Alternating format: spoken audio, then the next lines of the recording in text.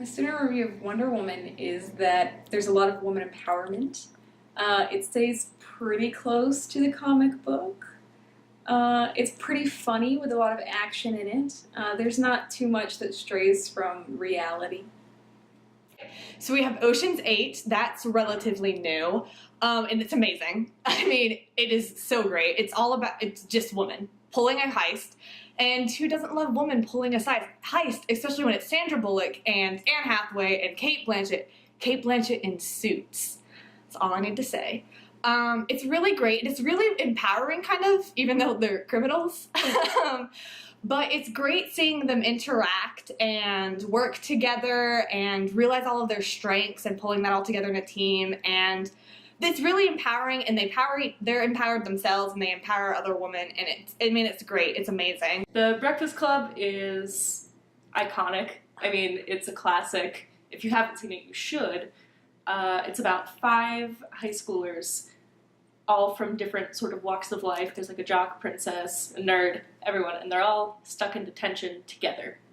And so the whole film is just about these wildly different teenagers being forced to interact with each other. It's very good. It's deep, but it's also really funny. So Hereditary was actually, I don't want to say that it was disappointing, but it was kind of disappointing, especially as a woman. I don't want to give away too much, but it kind of emphasizes how men are more important than women there at the end.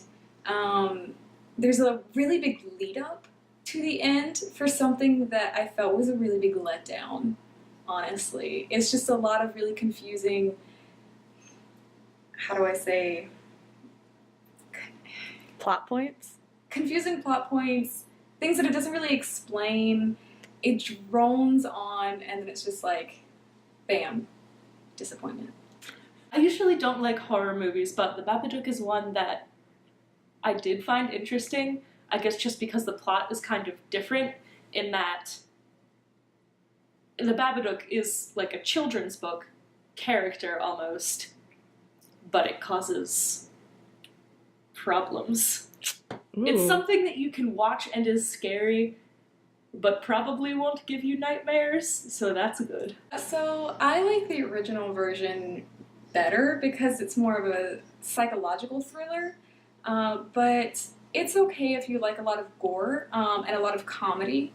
It does have some social commentary on rape and on child neglect, on helicopter mothers, and I think it's funny. If you're in the mood for a comedy with some blood, there you go.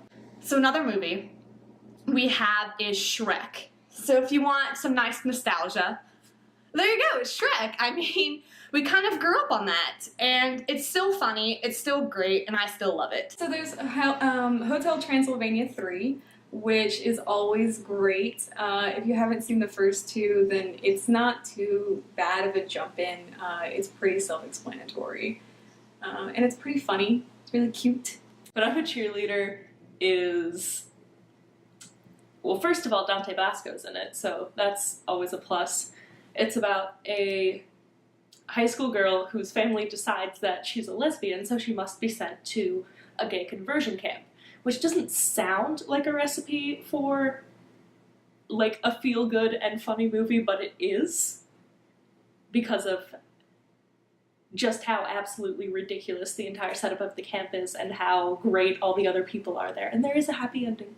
Okay, now another movie we have on there has also some female warriors in there. Yes, Wonder Woman, but also Mad Max Fury Road. They do have some warrior women in there, and they have women fighting for themselves, you know, for freedom against the patriarchy, pretty much. I mean, that's a great aspect of it. And if you like really actiony, bloody movies, it's a lot of blood, a lot of gore, and a lot of car scenes and fire and a guitar guy. I don't know. The movie was okay. Honestly, I'm not a big fan of it, but I know other people are, and I do have great female characters in it, and so if you're in for that, that's great.